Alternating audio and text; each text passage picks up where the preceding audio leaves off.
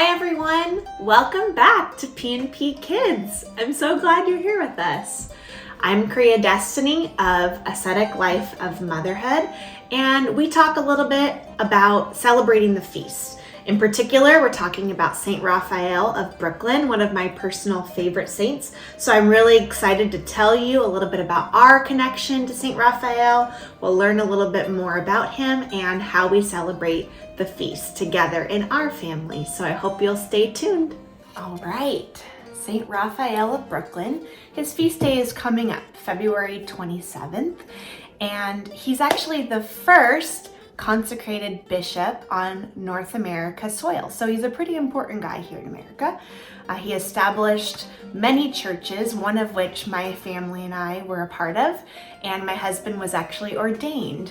And so we spent several years at St. Nicholas Cathedral in Brooklyn.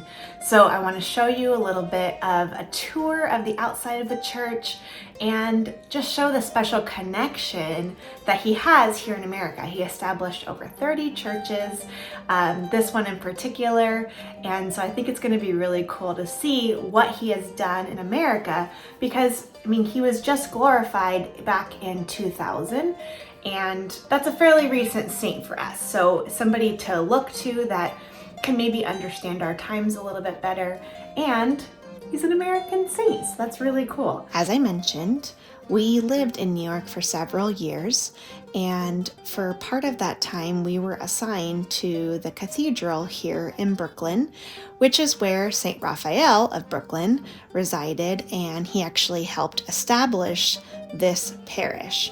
Now, the original location was actually a different place. Back in 1907, they moved to the location which we're seeing now. And even more fascinating, they recently renamed the street after him. So you'll see that as well, which is really cool. So our Holy Father, Saint Raphael, he was born pious parents in Syria in 1860. Initially, he was tonsured a monk by the Patriarch in 1879 and began seminary in Bellemond in 1840. He was eager to deepen his knowledge, so St. Raphael was sent for higher studies at the Theological Academy in Kiev. He was ordained a priest and raised to the rank of archimandrite by Metropolitan of Moscow. He was put in charge of the Patriarch of Antioch's church in the Russian capital in 1889. In 1895, he left for the United States at the invitation of the Benevolent Society of the Syrian Orthodox of New York in order to take charge of the Arab Orthodox community in the city, which was without a priest and a place of worship.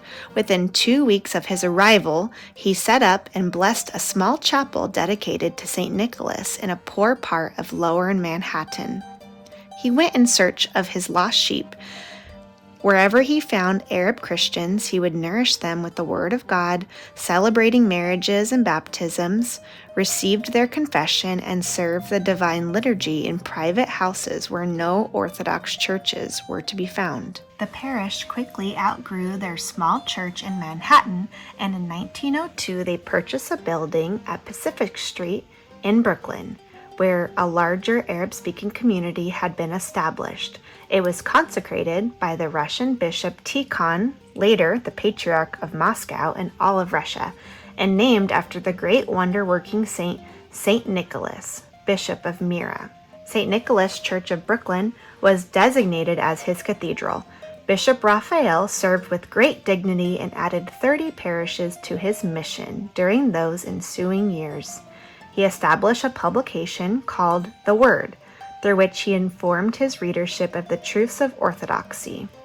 Bishop Raphael fell asleep in the Lord in 1915, but his memory and accomplishments would not be forgotten. In 1920, the parish was actually moved to a new location, which you're seeing now, on State Street, and that is where the parish continues to thrive and grow. and the relics of St. Raphael were moved to a local cemetery, and then in the 1970s eventually moved to Antiochian Village, which you can go and venerate there. My family spent several years here, as I've said. My 2 youngest children were formed at this parish. We spent Pascha and Nativity here and got to know the community really well and just had such a wonderful experience with this warm parish. To this day, we still have friends and love to go back and visit as much as we can. And St. Nicholas will always hold a special place in my heart because of our time that we spent there and our special connection to St. Raphael. Several years ago, we moved away from New York, and St. Raphael has stayed with us throughout our time. So as his feast day comes up, we like to remember our time in New York. And so an idea that we started was on his feast day, we bust out some pizza. I'm talking frozen pizza, handmade pizza, whatever we've got. We put together a pizza dinner to remind us of our time in New York, like a New York style pizza, and we eat dinner by candlelight. Oftentimes I will play the Troparion of St. Raphael so we can listen to that, which is very familiar to our children as they had learned it and heard it each week. And we talk about our time there in New York at the cathedral at St. Nicholas. So this is just a fun tradition that we like to do. I don't think that anybody else that I know does it this way, but this is just an example of how a feast day tradition can be formed in your family. Perhaps there's a special saint in your life and you have a memory tied to it, so you just do this every year to remember it. And just a last final example, celebrating the feast together doesn't need to be a big ordeal.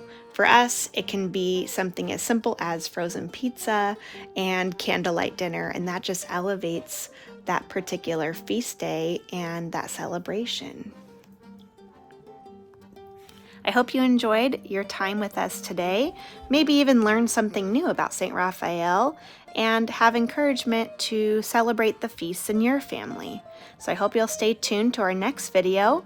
Don't forget to subscribe to Patristic Nectar Kids for more feast day content.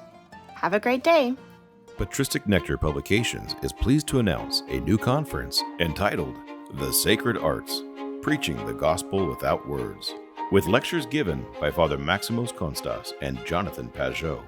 From Friday, March 29th to Sunday, March 31st, conference topics will include the origin of sacred art, how iconography preaches the gospel, how to read an icon, how architecture preaches the gospel, how music preaches the gospel, and a sermon by Father Maximos. We hope you will join us for opportunities to pray, meet our speakers, attend a young adult social hour, and network with like-minded individuals. A $60 registration fee includes an in-person seat, access to a live stream which can be viewed from anywhere, and the conference recordings. To register and find more information, please visit conference.patristicnectar.org.